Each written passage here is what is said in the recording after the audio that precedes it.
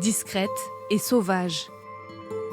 Les Hébrides, c'est la beauté tranquille d'un archipel où le vert des montagnes côtoie le turquoise de la mer. Où les lochs écossais naviguent entre les collines et jusqu'à l'océan. Et où les étendues de sable blanc désertes ne sont troublées que par les vents qui les balayent. Elle n'offre ses trésors qu'à une poignée de visiteurs, les plus courageux, comme cette famille anglaise qui a décidé de passer ses vacances ici, après un long voyage de plus de 10 heures. C'est très froid. Mes pieds sont comme des glaçons. Et mes mains aussi.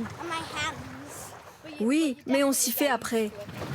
Une eau cristalline et rafraîchissante, 13 petits degrés, et c'est plus que la température extérieure. Voilà le secret du calme de cette île, qui suffit à tenir éloignés les moins téméraires. On est les seuls sur la plage. C'est comme si c'était notre île privée. C'est un peu le paradis ici. C'est si beau et si relaxant. C'est bon, vous vous êtes bien amusés? Ouais, c'était super. Certains seraient prêts à payer beaucoup d'argent pour ça. Ici, c'est les Caraïbes, mais avec une touche de météo écossaise. Une météo capricieuse, qui n'empêche pourtant pas les 26 000 habitants de l'archipel d'être les plus heureux du Royaume-Uni, selon des études très sérieuses. Né ici il y a 78 ans, Charles Engebretson y a trouvé la recette de son bonheur. Chaque jour à bord de son bateau, il redécouvre les richesses des 3000 km² de ces îles, avec pour seul voisin les animaux qu'il croise.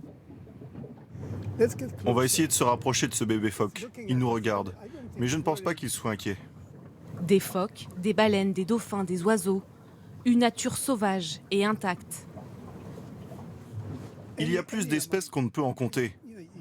C'est si isolé ici que la nature est épargnée par l'homme depuis des siècles.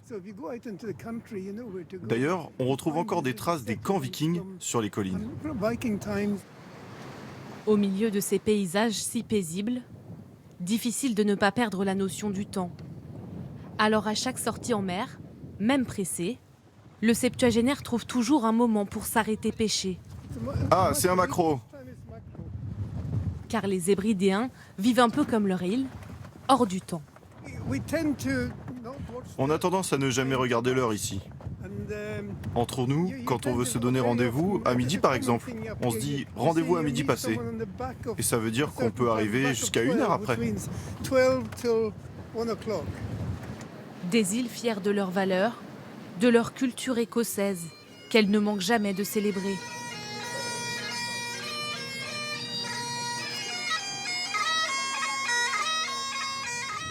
Fiers aussi de leur tradition.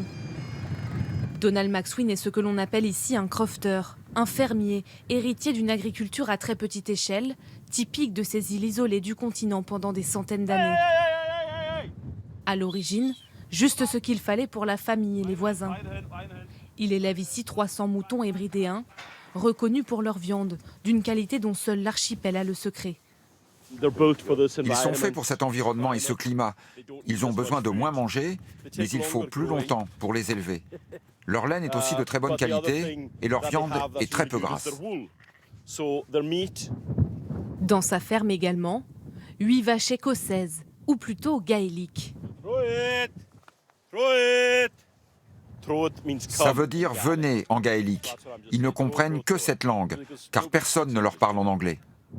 Car pour cet hébridéen, ce dur métier, c'est aussi une façon de préserver le patrimoine et le mode de vie de l'archipel.